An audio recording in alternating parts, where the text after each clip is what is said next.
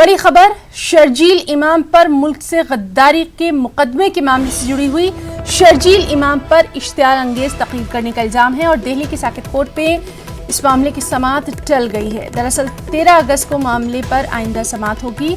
Guwahati jail में quarantine है शर्जील, इसीलिए अदालत में शर्जील की पेशी नहीं हो पाई है। वीडियो कॉन्फ्रेंसिंग के जरिए शर्जील को पेश किया जाना था।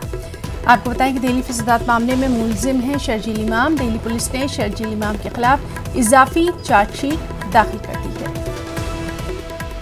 तो बेहद अहम खबर, शर्जील इमाम पर मुल्क से गद्दारी के मुकदमे के मामला है।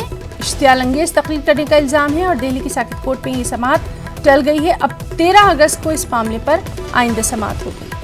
दरअसल गुवाहाटी जेल में क्वारंटीन है शर्जील इमाम।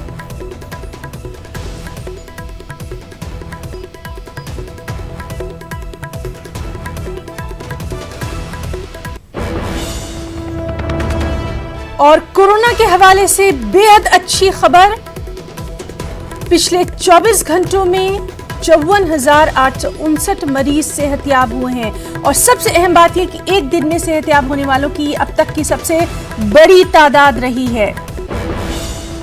तो बेहद अहम खबर कोरोना के हवाले से, बेहद अच्छी खबर। पिछले 24 घंटों में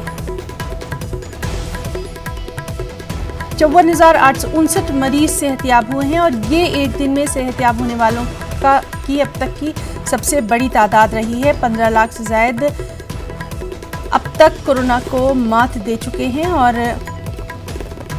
एक्टिव मरीजों के मुकाबले में सेहतयाब होने वालों की तादाद ज़्यादा है।